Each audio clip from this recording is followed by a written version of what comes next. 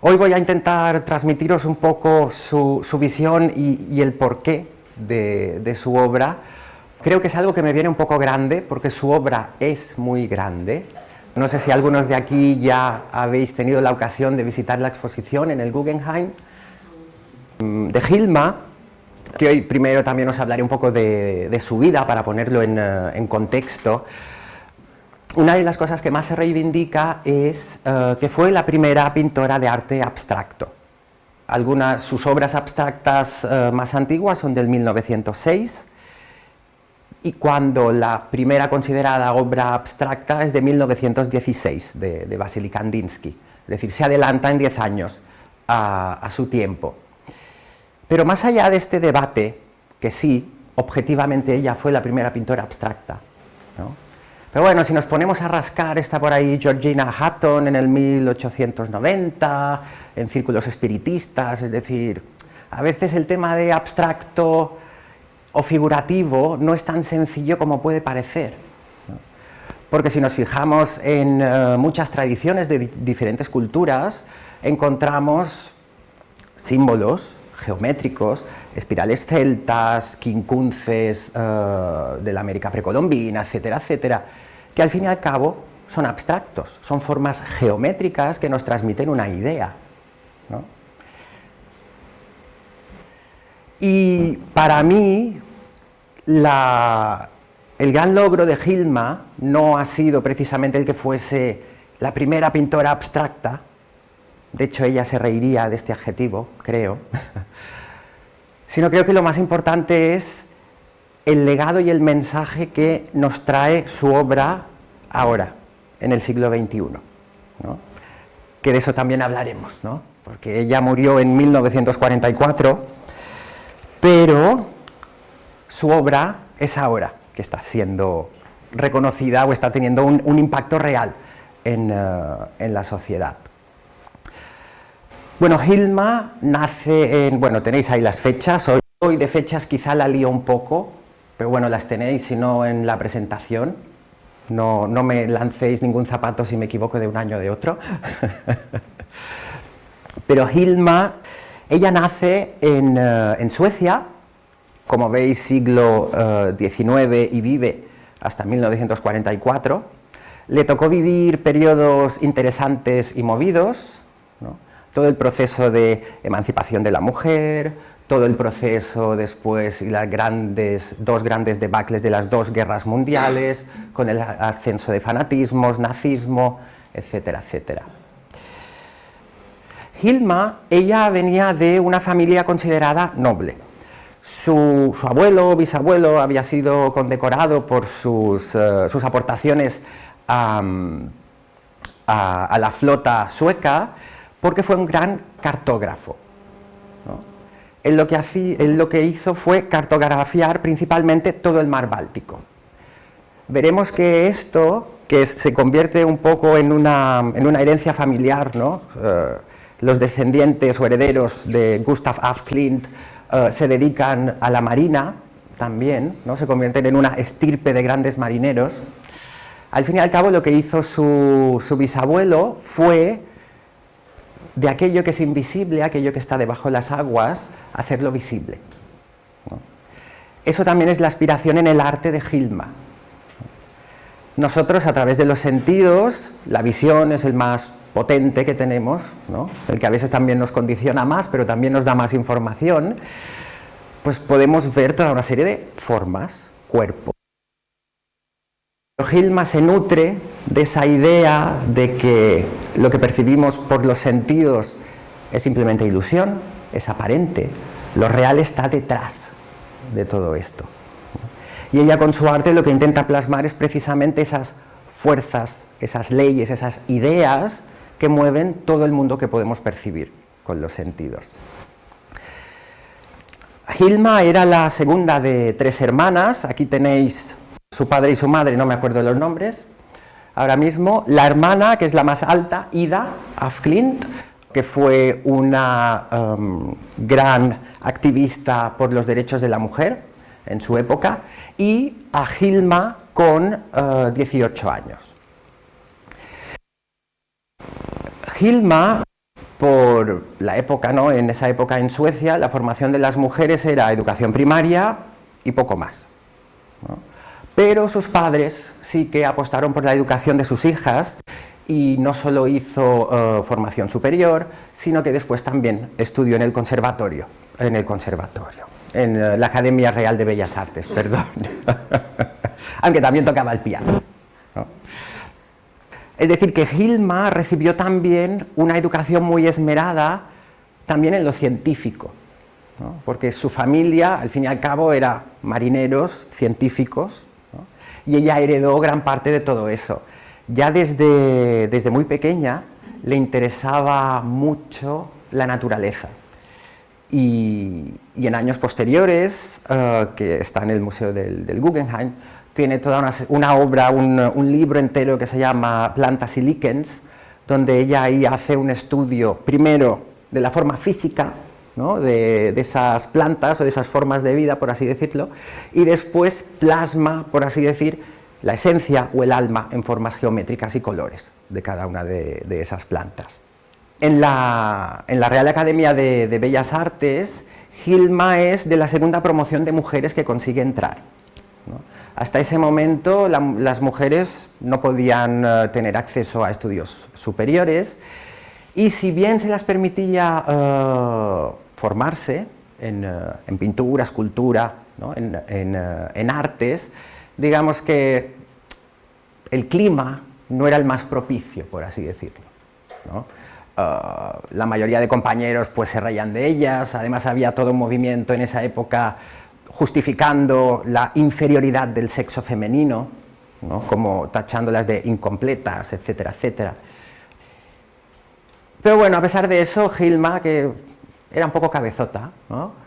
Siguió adelante, acabó sus estudios y toda su formación académica, ¿no? En arte tradicional, paisajes, retratos, etcétera, llegó a tener gran renombre, ¿no? Ganó algunos premios de la Real Academia, hizo algunos retratos importantes también y también algunas obras pictóricas, pero después ocurre algo, ¿no? En los círculos de la Academia, ella ahí conoce a la que será una de las personas que le van a acompañar durante gran parte de su vida, que es Anna Kassel.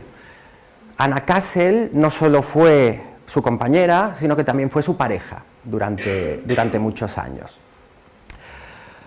Anna Kassel introdujo a Hilma en algo que estaba muy de moda en esa época, pero que a nosotros en el siglo XXI nos va a sonar a algo muy raro, ¿no? Sesiones espiritistas, ¿no?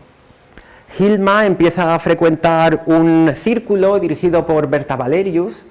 Berta Valerius era un personaje de la alta sociedad sueca en su momento, tenía una estrecha relación con la familia real, era de hecho la retratista y fotógrafa oficial de la familia real sueca, y en sesiones, pues ahí lo que se hacía era contactar con el más allá, ¿no? Por esa época, todo este movimiento teosófico y espiritista, después hablaremos un poquito de la teosofía, que es de donde Hilma bebe más, todo este movimiento, al fin y al cabo, lo que venía a apoyarse es también en toda una serie de descubrimientos científicos, ¿no? Todo el tema de rayos X, el átomo, etcétera, etcétera, es decir, demostraban que hay una realidad que no podemos percibir a través de los sentidos, pero que esa realidad está ahí, ¿no? Algo que marcó mucho también a Hilma fue que cuando su hermana pequeña tenía 10 años, murió de unas fiebres, ¿no? Y ella al principio llegó a casi obsesionarse, ¿no? Primero, ¿por qué? De esa muerte injusta de una niña inocente, y después también por entrar en contacto con ella, ¿no?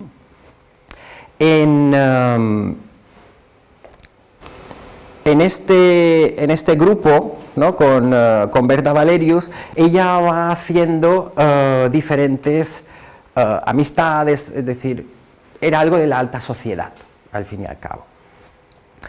Y en alguna de sus sesiones, Berta, porque estas sesiones se basaban en escritura automática y a veces también dibujos automáticos, ¿no? Apagas tu mente y te conviertes en un canal, por así decirlo, ¿no? Berta Valerius, que era, bueno, había otras mediums, no solo era ella, pero como que pronosticó que tenía que llegar un nuevo movimiento artístico para remover un poco a la humanidad y sacarla de ese ensueño materialista en el que se había sumido, por así decirlo. Y unos años después llegó otro mensaje. Ahí digamos que Hilma en estos años participa como asistente, ¿no? Berta le dice como que esos espíritus, o lo que ellos llamaban esos altos maestros que contactaban con ellos, habían pedido pues, que ella empezase a canalizar mensajes, ¿no? Hilma lo que hace con un grupo de amigas, funda pues, un pequeño grupo, que son las 5, en 1896, que en sueco es De Fem, ¿no? Esas 5, aquí tenéis es el altar que ellas tenían. En el círculo de Berta Valerius también lo que se vivía era un gran sincretismo y una gran libertad religiosa, ¿no? En Suecia, desde 1860, ya no era obligatorio ser luterano, ¿no? Podías profesar otras religiones. Lo que no podías hacer era no profesar ninguna religión. Sí o sí tenías que profesar alguna, ¿no? Curioso. Y en el círculo de Berta Valerius, ella lo que hacía es, pues al fin y al cabo, lo que hace el ser humano, ¿no? Es decir, comparar, buscar y coger aquello que es más válido de diferentes movimientos y de diferentes corrientes. Este grupo, las 5, se funda cuando Hilma, ella misma, empieza a canalizar mensajes. En el grupo forma parte también Anna Kassel, su amiga y pareja, y entre los ritos, ¿no?, que van poniendo en marcha, porque crean como una especie de liturgia especial para entrar en contacto con eso invisible, en esa liturgia lo que hacían también era, cada día cogían un texto o la doctrina secreta o de Isid sin velo de Elena Petrovna Blavatsky, leían, comentaban y después.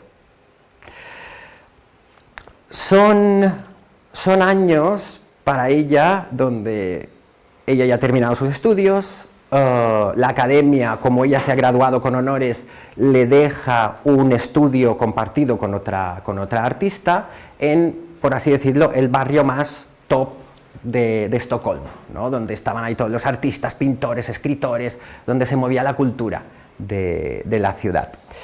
Y ella ahí pues va haciendo pequeños encargos, pero en sus ratos libres pues se reúne con estas 4 amigas, 5 en total, contándole a ella. Unos pocos años después de haber fundado este grupo, las 5 se suman a la Sociedad Teosófica, que se había abierto en Estocolmo. Y ahí también siguen formándose en todas esas ideas que Elena Petrovna Blavatsky había traído de vuelta de Oriente a Occidente. Y me voy a parar un momento en la figura de Blavatsky, no mucho, la conferencia no va de la teosofía ni de ella, pero sí que quiero pararme un momento porque es una influencia clave si queremos entender el arte, la pintura de Hilma, ¿no? Blavatsky es un personaje controvertido, es decir, tiene gente que es muy afín a ella y gente que, bueno, detractores, por así decirlo. Pero creo que sí que es algo innegable que gracias a su labor y su sacrificio ha habido toda una serie de cambios en el siglo XX y en el siglo XXI que de no haber sido por su obra nunca habrían ocurrido. Al fin y al cabo, ¿no?, este movimiento o estas ideas que recupera Blavatsky y que trae, que después cristalizan en la Sociedad Teosófica, que bueno, la Sociedad Teosófica después sigue su camino, aparte de su maestra y fundadora. Estas ideas de lo que nos hablan es de que todas las diferentes religiones y filosofías son como diferentes aspectos de lo mismo. Si nos imaginamos un prisma, pues cada uno de sus matices, cada una de sus caras, tiene una parte de la verdad, pero no es la verdad entera. No solo eso, sino que también las enseñanzas que trae Blavatsky, lo que nos enseñan, ¿no?, es que las diferencias son aparentes.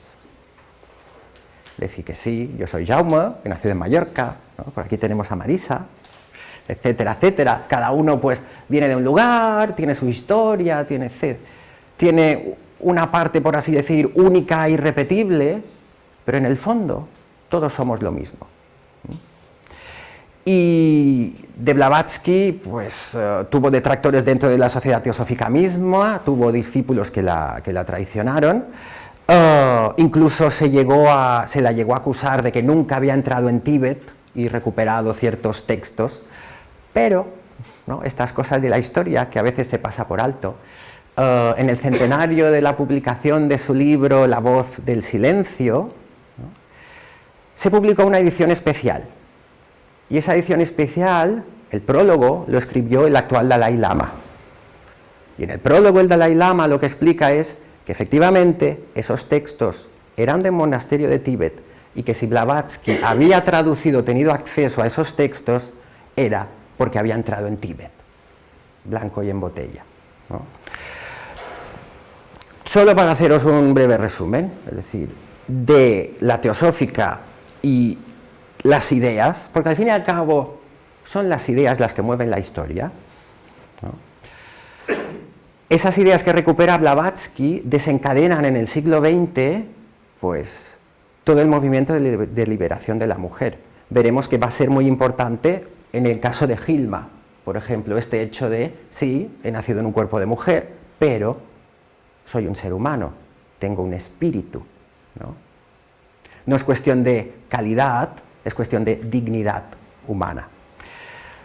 No solo eso, sino que también largos procesos de emancipación y descolonización. Gandhi, ¿no?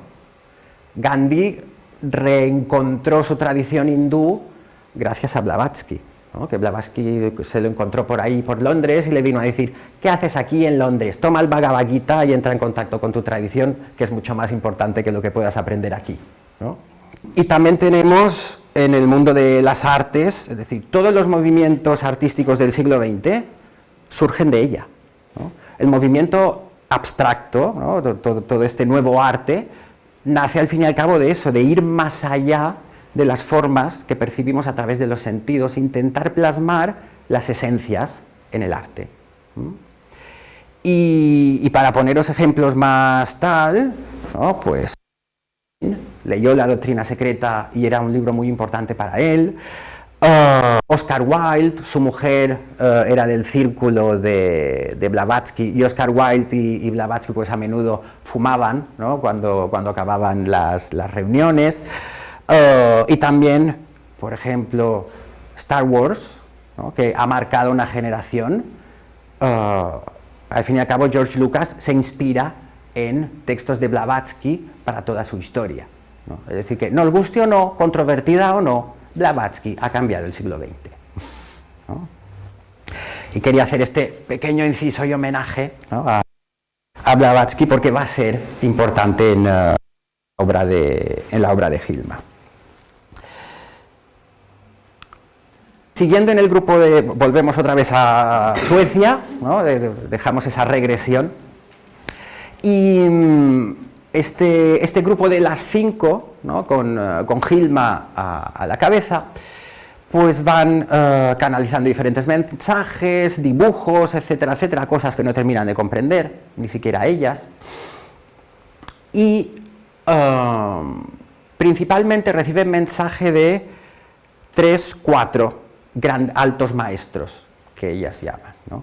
Ananda, Georg y los otros 2, saldrán más adelante, ¿no?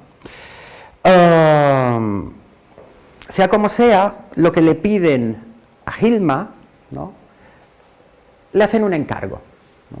Como tú dices, ay, me quiero pintar un retrato, pues voy a este pintor que me gusta su estilo y le hago un pedido, ¿no?, le hago un encargo. Pues Ananda hace un encargo a Hilma y le pide, ¿no?, que sirva ella como canal para plasmar un nuevo arte que tiene que cambiar la mentalidad del ser humano. Aquí, esto ya estamos en 1904,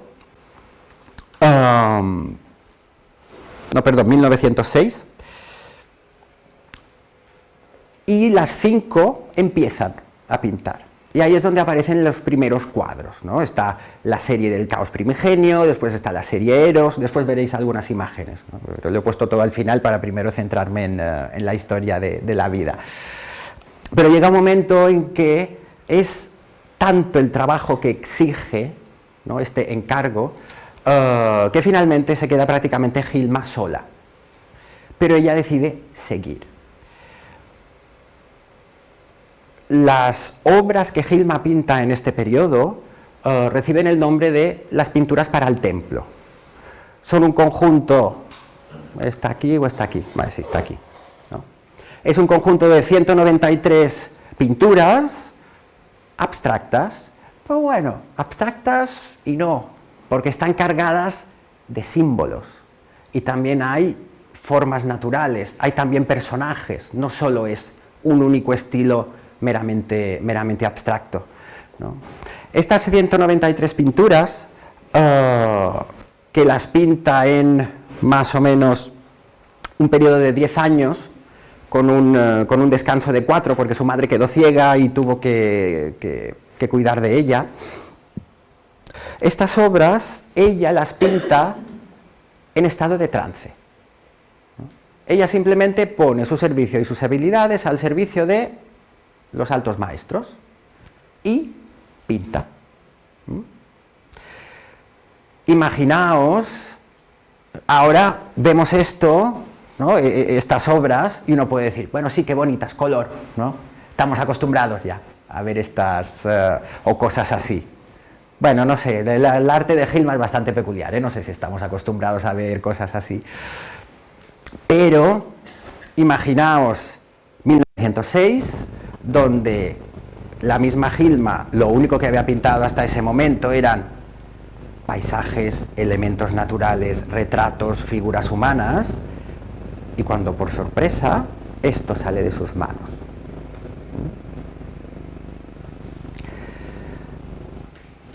No solo ella, sino su pequeño círculo de amistades también se quedó impactado y es, ¿qué estamos pintando? ¿No?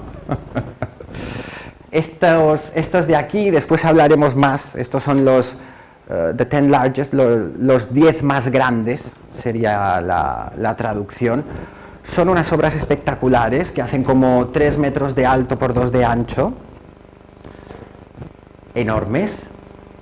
Ya veis también que aquí el lenguaje y la paleta de color es muy única. Hilma, para pintar estos cuadros, ella misma mezclaba las pinturas al temple. De hecho, lo pintaba en un pueblo, en Munso, y los granjeros de la zona eran en plan, pero ¿cuántas docenas de huevos puede consumir en un día esta mujer? ¿No? Pero al final acababa con clara de huevo mezclando el pigmento y ella conseguía estos tonos en concreto, ¿no?, que no son unos tonos excesivamente saturados, sino que, bueno, sí, son muy ricos, por así decirlo. Y estos 10 cuadros, que ya os digo son grandes, los pintó en 2 meses. Es decir, para alguien que haya intentado pintar un cuadro, ¿no? Es decir, 10 cuadros, en total la superficie pintada son 80 metros cuadrados, ¿no?, en 2 meses, y mezclando ella las pinturas. Es decir, realmente es una obra ingente, que ni ella misma se explica. Hilma lo que sí que hizo a lo largo de toda su vida fue mantener un diario. Y en ese diario, que bueno, estaba el diario de las 5, después estaba su diario, bueno, sí, hay un montón de textos de Hilma que aún se están traduciendo. Pero ya en su diario lo que viene a explicar es: soy pequeña, insignificante y débil, pero la fuerza que pasa a través de mí es tan imparable que puedo conseguir cualquier cosa. ¿No? Ella realmente se puso al servicio de. Bueno, se puso al servicio de, y antes hubo un periodo de probación. ¿No? En ese periodo de probación, digamos que los mensajes que ella recibía era para ir formando y fortaleciendo su carácter, porque uno realmente no puede canalizar ciertas cosas si no está purificado internamente. De hecho, hay también una anécdota a Hilma, como a mí, yo creo que eso es algo que tenemos en común y de ahí viene la conexión. Nos encanta la mermelada de albaricoque. Y fue una de las primeras cosas que ella renunció, ¿no? Para ponerse a prueba y formar su carácter. Yo no la he dejado. Pero no pinto. Bueno, Hilma es algo también que rompe un poco los esquemas. Es decir, ella empieza a pintar arte abstracto en 1906 y sigue pintándolo, y lo pinta durante toda su vida, ¿no? Los últimos años sí que fueron más difíciles porque tuvo muchos problemas óseos y muchos dolores, ¿no? Y ahí se dedica más a hacer acuarelas, obras más pequeñas, a pesar de que Ananda le sigue pidiendo cuadros grandes, ¿no? Y ella dice: no puedo ya, el cuerpo no me da para más.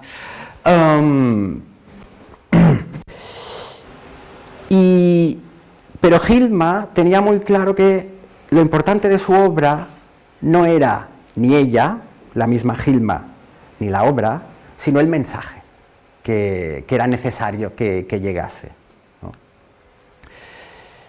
Ella intentó y expuso alguna de su obra abstracta, pero solo en círculos donde pudiese ser comprendido. Tuvo alguna exposición en la Sociedad Teosófica de Londres, pequeña, pero algo puso por ahí. Tuvo alguna exposición también en la Sociedad Antroposófica, que es una excisión de la Teosófica, y también en diferentes círculos pues le enseñaba, ¿no? Pero ella al fin y al cabo lo que veía es: no entienden nada. Como diciendo, el mundo no está preparado para que todo esto salga. Pero ahí ya estaban, ¿no? Por un lado, Kandinsky, Kutka, Malevich, es decir, Mondrian, los grandes del arte abstracto, que, bueno, ya estaban vendiendo cuadros, estaban creando un nombre, etcétera, etcétera. Pero ella decide no participar de todo ese mercadeo, por así decirlo, del mundo artístico, sino seguir siendo fiel a ese encargo que le habían hecho los altos maestros. Ella tuvo no sé exactamente cuántos, pero unos pocos encuentros con Rudolf Steiner, que es el fundador de la antroposófica, que se desgaja de la teosófica. No se sabe muy bien exactamente qué fue lo que ocurrió, porque Hilma, ella escribe un montón de cosas en su diario, pero de Steiner dice muy pocas cosas, ¿no? Es como sí que sabemos que en 1920 o un poco antes Steiner estaba dando una conferencia en Estocolmo, Hilma le conoció, y Hilma unos años antes lo que había preparado era lo que ella llamaba museo en una maleta, ¿no? De sus obras, de estas 193 obras, espérate que aún estoy aquí, de las 193 obras para el templo, ella lo que hizo fue unos libros encuadernados en azul, y en cada libro lo que había era una acuarela, una reproducción de ese cuadro abstracto, y después una foto en blanco y negro, no había foto en color en la época. Y sí que ella después viaja también en 2 ocasiones a Suiza, a Dornach, a la sede de la antroposofía, para proponerle a Steiner que acoja estas pinturas para el templo. Pero no termina de... Sí que se conserva una carta de Hilma que ella nunca llegó a mandar, ¿no?, dirigida a Rudolf Steiner, preguntándole si tenía que quemar su obra, toda su obra, pero no se lo llegó a mandar a Steiner. Desde el principio que ella recibe este extraño encargo, ¿no?, en 1906, ella va recibiendo diferentes mensajes, ¿no?, y se hace evidente que si son pinturas para el templo, hace falta un templo, ¿no?, hace falta un sitio donde exponer todo eso. Si bien ella en sus diarios pues lo comenta y lo deja ahí, no es hasta 1930 que ella sí que explica un poco más cómo tiene que ser ese templo. Ella lo describe, de hecho tenía la isla elegida, que era una isla donde hubo un alquimista muy importante que fue el maestro de Kepler, en el mar Báltico. Ella dice que ese templo lo que tiene que ser es una gran rampa en espiral ascendente, y en esta espiral ascendente en sus paredes tienen que ir dispuestos los cuadros de una manera concreta, ¿no?, para que aquella persona que quiera entrar en ese templo del conocimiento, pues a través de las diferentes obras vaya teniendo un proceso de interiorización de las ideas, para finalmente, cuando llegue arriba, lo que habrá es un gran mirador para contemplar la gran obra, que es la naturaleza. Y se conservan estos bocetos de este templo que nunca se llegó a construir, pero como últimamente la obra de Hilma está causando bastante revuelo, sí que he escuchado en algunas entrevistas que parece que quieren hacer un crowdfunding para construir el templo de Hilma. Cuando me entere os lo paso, porque yo estoy esperando que abran la campaña de crowdfunding para aportar dinero. Hilma, ella ve como, al fin y al cabo, su obra pues va quedando relegada, ¿no? Y ella misma toma la decisión, poco después de haber hecho estos bocetos para el templo, de no enseñar a nadie su obra. Y hace testamento, pues ya tenía sus añitos, y en su testamento lo lega todo a su sobrino, a Erik af Klint, con una condición: que ni sus obras ni sus manuscritos pueden ser expuestos ni enseñados a nadie por un periodo de 20 años, hasta que la humanidad esté preparada para entender su mensaje. Es algo inaudito, pero de Hilma tenemos toda su obra intacta, unificada. No está disgregada en un cuadro por ahí, otro cuadro por no sé dónde, otro por no sé cuántos, ¿no?, sino que tenemos, por un lado, toda su obra conjunta en una misma colección, y también todos los textos, es decir, esos 26.000 folios manuscritos en no sé cuántos cientos de cuadernos, donde ella explica las reflexiones que ella misma va haciendo, tanto de textos de Blavatsky como de su propia obra, lo tenemos íntegramente. Los descendientes de Hilma han sido fieles a los deseos de Erik. Lo que hizo con su tía, antes de que Hilma muriese, fue toda esa obra, que son más de 1.300 obras, algunas piezas enormes, otras más modestas, y todos esos textos, lo guardaron en la buhardilla del edificio donde vivía Erik, y ahí permaneció olvidado por un periodo de 20 años. El mismo Erik murió en los 80, pero él mismo explicaba que cuando finalmente fueron a abrir todo eso, él mismo se sorprendió de dos cosas. Uno, de que todo hubiese llegado intacto, porque eso estaba en un desván de Estocolmo, sin ningún tipo de medida de control, ni de goteras, ni de roedores, ni de humedad, es decir, perfectamente se habría podido podrir, ¿no? Es decir, en los museos sabéis que todo está súper medido y súper tal, para poder conservar las obras intactas. Pues el primero se sorprendió, eso de, uno, el milagro de que todo haya llegado entero, y no haya habido ni siquiera un ratón que haya mordisqueado las puntitas de un bloc de notas, pero después también se sorprendió por toda la obra ingente que había hecho su tía, ¿no? Él solo había visto algunos de sus cuadros, no todos. Eric inicialmente intenta donar toda la obra de Hilma al Museo de Arte Contemporáneo de Estocolmo, pero el Museo de Arte Contemporáneo dice, Hilma, dice, ¿quién es esta? No, no queremos nada. Así que Eric lo que hace es crea una fundación, que es la Fundación Hilma af Klint, que a día de hoy es la propietaria de toda la obra de Hilma. Los descendientes de Hilma, que aún siguen al frente de esta fundación, es decir, son gente normal, es decir, no son gente rica. Si vendieran un cuadro, a día de hoy tendrían la vida arreglada. Pero aún así quieren ser fieles a la obra de Hilma y a su legado, ¿no? Y mantienen toda la colección intacta. Lo que sí que hacen es, pues como tenemos la suerte de tener aquí estos meses, dejarla para organizar exposiciones. Bueno, la obra de Hilma cae en el olvido. Eric intenta que diferentes museos la acojan, pero ninguno da el paso, hasta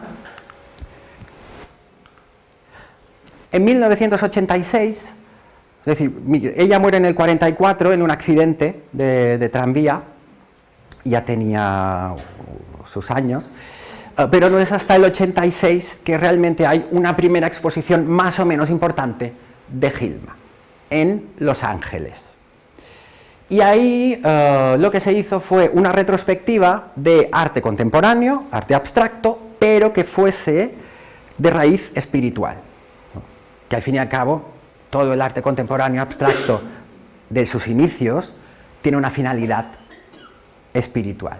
Bueno, aquí os he puesto la crítica de la obra de Hilma. Dice, los cuadros de Hilma son esencialmente diagramas coloreados. Concederle un lugar de honor al lado de las obras de Kandinsky, Malevich y Kupka es absurdo. Af Klint no es para nada un artista en su campo y me atrevería a decir que nunca se le habría dado este lugar de preferencia de no tratarse de una mujer. Esta fue la recepción de la obra de Hilma. Bueno, Hilton Kramer, este crítico de arte, se ha tenido que tragar sus palabras. En este aspecto no puedo ser objetivo, lo siento.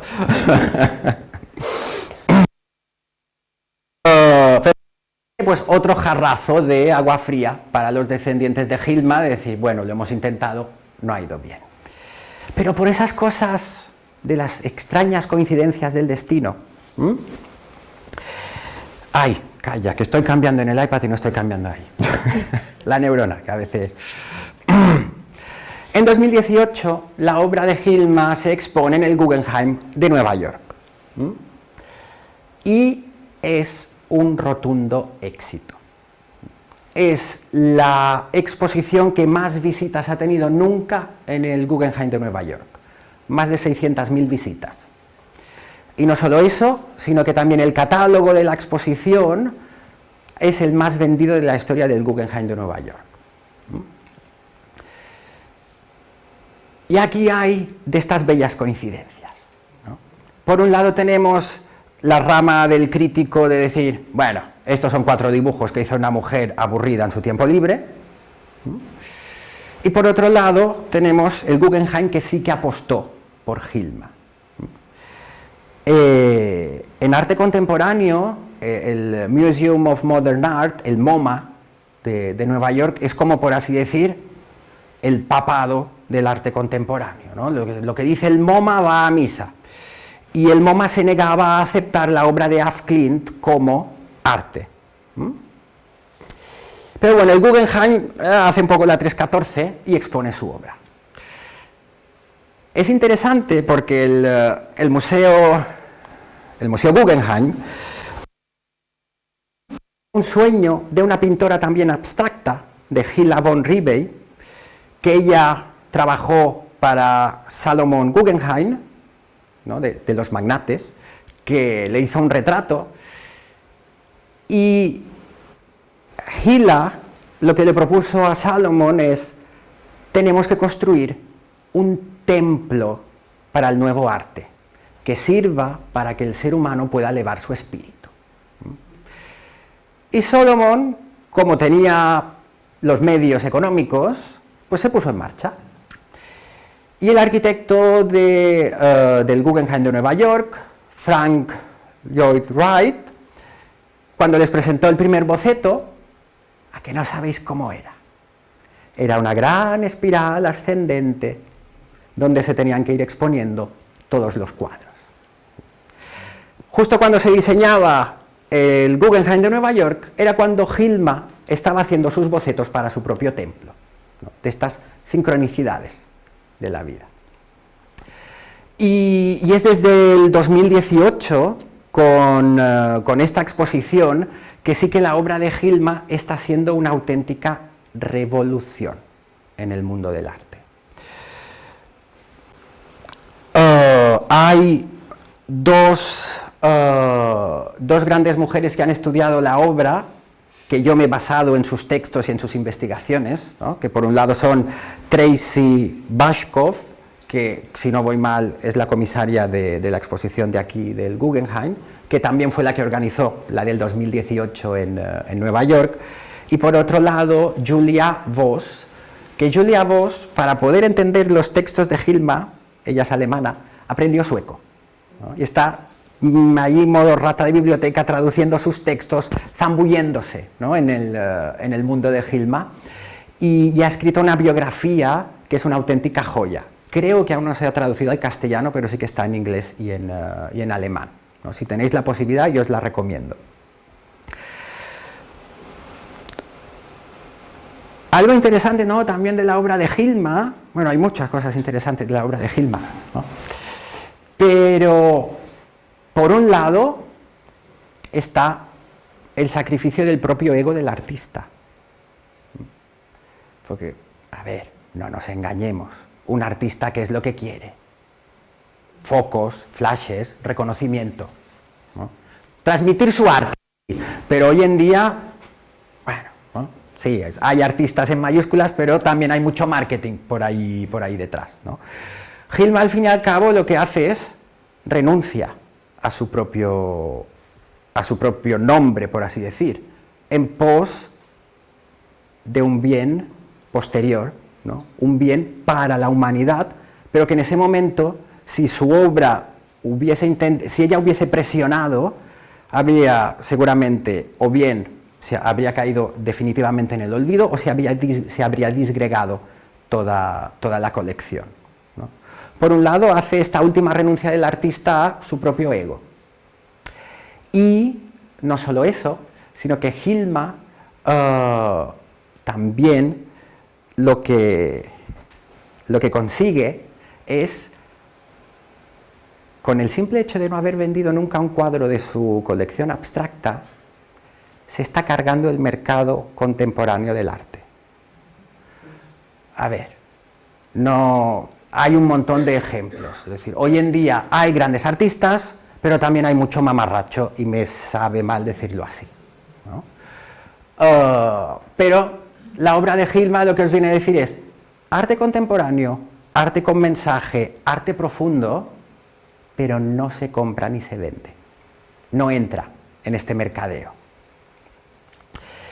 Gilma, no sé cuántas veces he dicho Gilma, y seguramente Gilma, si hoy levantase la cabeza, diría: no, yo no soy la protagonista, porque al fin y al cabo yo simplemente he sido un canal para que todo esto se exprese. Lo importante es el mensaje que hay detrás y que ese mensaje pueda transformar la vida del ser humano. Algo que sí que es muy común en su obra, esto es los primeros que pinta, ¿no? Caos primordial. Resumiendo mucho, aquí lo que hay representado es como desde ese caos donde hay esa gran sopa que nada está definido porque todo es uno, no hay diferenciación, como de ahí todo se va plasmando y diferenciando en el cosmos conocido siguiendo unas leyes. Hilma sí que usa unos pocos símbolos que sí que se van repitiendo a lo largo de su obra. Por un lado está el color amarillo, que representaría lo masculino, y por otro lado el color azul, que representaría lo femenino. Y necesito hacer un apunte. Es decir, cuando digo masculino y femenino, no digo hombre y mujer. Cuando digo masculino, lo que estoy diciendo es algo yang. Y cuando digo femenino, es algo yin. Es decir, eso los orientales lo tienen un poco más claro que nosotros, ¿no? Nosotros nos gusta cristalizarlo todo en roles y dejarlo ahí. Pero al fin y al cabo, lo que nos enseña Blavatsky y la filosofía esotérica es que dentro de nosotros convive lo masculino y lo femenino, ¿no? En una eterna danza que nosotros tenemos que ir combinando y conjugando. Después aquí hay otra serie que es la evolución, donde no habla de la evolución de Darwin, sino habla de la evolución de las formas según la filosofía esotérica. Para más referencias, Doctrina Secreta de Blavatsky. No me voy a poner a analizar estos cuadros porque serían como 20 conferencias. Pero en definitiva, la idea que encierra esto, ¿no?, es la misma idea que la que encierra toda la obra de Hilma.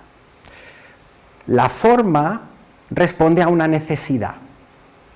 Es decir, primero es la idea o la necesidad y después se adapta a la forma. Hilma, al fin y al cabo, si opta por arte, por este lenguaje abstracto, que ya veis que no es tan abstracto, porque aquí hay figuras que son fáciles de reconocer, ¿no? Hilma al final no se casa con un único estilo. Y aquí sí que voy a criticar un poquito a los grandes artistas contemporáneos, ¿no? Malevich, Kandinsky, que tienen su importancia, sí, pero al fin y al cabo Kandinsky tiene un estilo y sigue ese estilo. Mondrian tiene un estilo y lo mismo con los demás. Tú miras los cuadros de Hilma y tú dices, ¡ay, este parece un Kandinsky! Aunque es anterior a Kandinsky, ¿no? Este se parece más a un Mondrian, es decir, al fin y al cabo Hilma es mucho más plástica con todo eso. ¿Por qué? Porque a ella lo que le interesaba no era hacerse un nombre y vender cuadros, a ella lo que le interesaba era que el mensaje, la idea, encontrase la forma adecuada. Tiene también esta serie que es El árbol del conocimiento, hay muchos más, estos son unos cuadros más pequeñitos, que en resumen lo que vienen a decir es, hay un mundo de las ideas y hay unos elementos físicos, ¿no? Y cómo se van conjugando estos dos mundos, esta dualidad, para plasmar todo aquello que conocemos. Esta serie es una de mis favoritas, ¿no? El cisne. Hilma trabajaba en series y por eso para ella también era importante que su obra se mantuviese conjunta, ¿no? que no se desperdigara. El cisne, si no voy mal, son 24 cuadros, donde hay un mensaje, una idea que se va desarrollando. Pensad en la idea del templo. Todos estos cuadros tenían que estar en una gran espiral ascendente y lo que nos tenían que permitir es entrar en contacto y comprender una idea. En este caso, la idea es la idea de la dualidad, ¿no? Os he hecho una selección de unos pocos. Este es el primero. Y aquí lo que tenemos son dos cisnes enfrentados, ¿no? Podría ser perfectamente el yin y el yang. Y si os fijáis, justo en el negro no se ve, pero uno tiene las patas azules y el otro tiene las patas amarillas, lo masculino y lo femenino. Otra vez, los opuestos. ¿Qué ocurre con los opuestos? los opuestos, que al principio puede haber conflicto, puede haber guerra entre ambos, puede haber destrucción, pero los opuestos, bueno, aquí ya también hay un tema matemático, metafísico del 1 se pasa al 2 y del 2 al 4, ¿no? Aquí están los 4 elementos, por así decir, de la materia: aire, agua, fuego y tierra, y una gran espiral que representa esa vida, esos ciclos, esa evolución que va como unificando estos 4 elementos. Hilma tenía también una gran formación académica y también tenía un montón de estudios sobre el átomo, ¿no? Aquí también, dentro de esta serie del cisne, es como el macrocosmos y el microcosmos, ¿no? Los átomos y los grandes planetas y sistemas solares, que también necesitan polarizar y armonizar estos opuestos.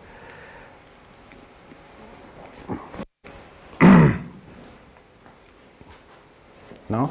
Y de esta desarmonía puede salir belleza y armonía. Aquí lo que hay es los dos principios, por así decir, el principio espiritual y el principio material, que al fin y al cabo estos 7 colores, que son las 7 grandes leyes del cosmos, tienen su reflejo en el mundo espiritual, pero plasman y concretan y definen y condicionan el mundo material. Aquí, aunque no se ve muy bien, ¿no?, tenemos esa dualidad, ¿no?, por así decir, el cosmos, ¿no?, y todo lo que queda fuera de ese cosmos. Esto sería el cosmos ordenado, y aquí dentro hay un pequeño triángulo del que emanan 3 colores, ¿no?, azul, amarillo y rojo, que son los colores que se asocian a las 3 grandes ideas o fuerzas que impulsan todo el universo, ¿no? Y aquí tenemos otra vez lo mismo. Cuando ella usa tonos pastel, se suele referir al mundo espiritual. Cuando usa tonos más saturados, suele referirse al mundo material, ¿no? Aquí lo que tenemos es ese cosmos.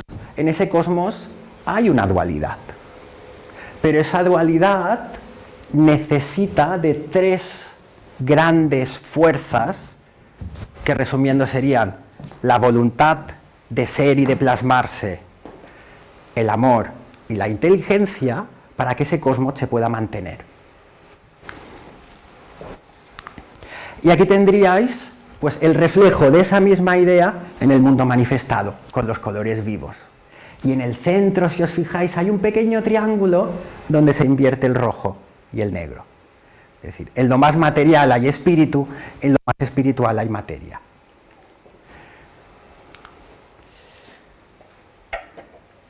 Bueno, más. Sí, aquí también, ¿no?, con esa gran espiral de la evolución. Y finalmente, este es el último cuadro de esta serie, del cisne, donde esos 2 cisnes que inicialmente estaban enfrentados y en los cuadros posteriores lo que hacen es luchar y combatir, aquí están en perfecta armonía y combinados. Y creo que con esta serie voy a cerrar. Hay más de 1200 obras de Hilma. En una clave, bueno, y simplificando, porque siempre todo tiene diferentes lecturas, la obra del cisne nos hablaría de la plasmación del cosmos. Aunque bueno, esa lucha de la dualidad también la podemos aplicar en nuestro día a día y en nuestro interior. La serie de la paloma es un poco más para mí, ¿no?, para yo reflexionar sobre mí mismo. Aquí lo mismo, lo que volvemos a tener es tonos cálidos, tonos pastel, tonos más apagados, mundo espiritual, y el otro cuadro, el mundo material, con todo ese juego de círculos, colores, esa gran espiral helicoidal ascendente que está presente en el mundo espiritual, que es aquello que conecta los dos mundos, y en el centro ese gran corazón latiente, que al final ese juego de opuestos lo tenemos hasta en nuestro cuerpo, ¿no? Nuestro corazón, nuestra respiración, etcétera, etcétera. El misterio de la vida, si nos queremos poner. Y aunque no se ve muy bien, aquí también hay estos dos cuadros que son de esta misma serie, de la paloma. Gilma no solo usa símbolos de la teosófica, también usa símbolos de los rosacruces y de la alquimia. Y aquí lo que tenéis es ese mismo corazón, pero ¿qué hay dentro de ese corazón? Por un lado hay un dragón y por otro lado hay un San Jorge. Y no solo hay un dragón y un San Jorge, sino que si os fijáis hay dos cruces, ¿no? Una cruz hacia arriba y una cruz hacia abajo, como esas dos tendencias del ser humano. ¿Sí? ¿Intento dar yo lo mejor de mí o no? ¿O solo miro para mí y cubrir mis necesidades básicas y a los demás que les den? ¿No? Y veis que hay una serie de personajes exteriores, como unas máscaras, de las que salen unas espirales, y esas espirales alimentan al dragón. Son todo ese ¿qué dirán?, lo que se espera de mí, ¿no? Todo eso que dicen los demás, que a lo mejor no va por mí, pero yo sí que me lo tomo, mira y sé que me ha mirado mal y no sé qué, ¿no? Todo eso que va alimentando nuestro dragón. Gilma, en uno de sus diarios, lo que explica es: San Jorge no vence al dragón porque se enfrente a él. San Jorge vence al dragón porque aspira al espíritu, que es precisamente lo que está plasmado aquí en el cuadro. Es decir, San Jorge no está matando el dragón. San Jorge está con la espada levantada apuntando a lo más alto, ¿no? Apelando a aquello que más humano, más digno tenemos cada uno de nosotros. Esa es la única fuerza de vencer nuestro dragón. Que al fin y al cabo, si vencemos ese dragón interno, lo que vamos a conseguir es esa danza final de los dos cisnes en la sociedad. Es decir, si cada uno de nosotros se sobrepone a sus circunstancias e intenta dar lo mejor de sí mismo, entre todos, en lo social, en lo histórico, lo que conseguiremos es armonía, es belleza, en definitiva, el sueño de Gilma. Esta, ¿no? Los 10 grandes. Gilma misma explica que ella no termina de comprender el mensaje de estos 10 cuadros, ¿no? Simplemente explica los títulos.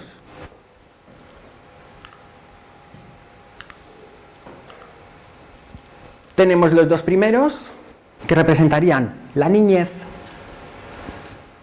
donde predomina más el azul. Tenemos los dos siguientes, con el naranja, color de la vida, color de la energía, que representarían la juventud. La edad adulta, ¿no? 4 cuadros con estos tonos más lilas. Y finalmente, la vejez. Gilma, después de haber... Estos son los grandes, ¿no? Que las granjas se quedaron sin producción de huevos durante los 2 meses que estuvo pintando.